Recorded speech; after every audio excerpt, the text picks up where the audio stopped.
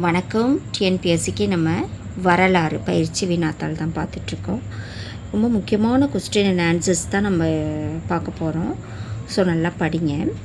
எந்த நூற்றாண்டுகளுக்கு இடைப்பட்ட காலம் இடைக்காலம் எனப்படுகிறது? 8 to 18. இங்கே 1லேருந்து 8, 6 to 18, 8 to 14. இதில் ஆன்சர் இடைக்காலம் அப்படின்னா 8 to 18.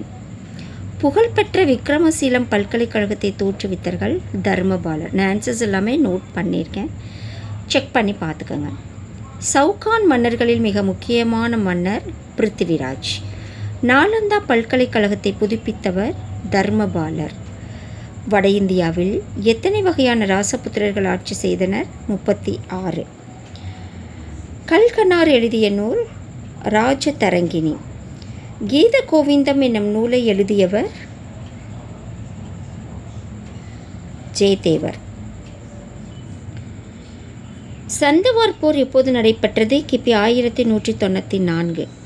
அலாவுதீன் கில்ஜி படையெடுப்பால் ஜௌஹர் முறைப்படி இருந்த ராணி பத்மினி.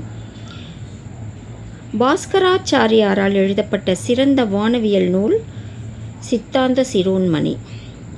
முதலாம் மகேந்திரவர்மன் பல்லவ மன்னனை தோற்கடித்த சாளுக்கிய மன்னர் 2ஆம் புலிகேசி. பிற்கால மேலை சாளுக்கியர்களின் தலைநகரம் கல்யாணி. எல்லோராவின் கைலாசநாதர் குடைவரை கோயிலை உருவாக்கியவர் முதலாம் கிருஷ்ணர். இந்திய கோயில் கட்டடக்கலையின் தொட்டில் என புகழப்படுவது ஐஹோலே.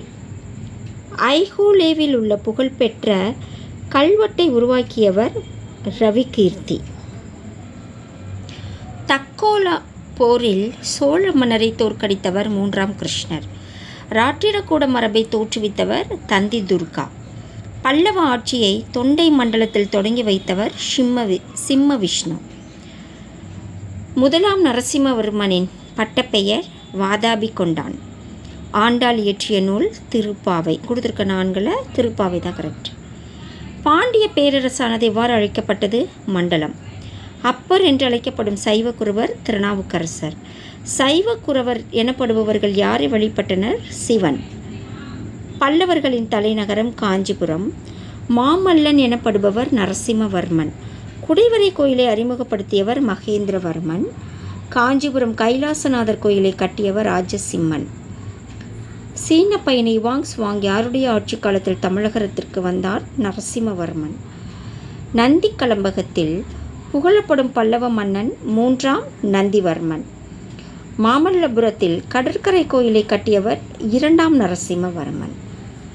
ஸோ இந்த வீடியோ உங்களுக்கு ரொம்ப யூஸ்ஃபுல்லாக இருக்கும். உங்கள் ஃப்ரெண்ட்ஸ் யாருக்காவது தேவைன்னா இதை ஷேர் பண்ணுங்கள். இதனோட கண்டினியூஷன்ஸ் நம்ம அடுத்த வீடியோவில் பார்க்கலாம். நன்றி.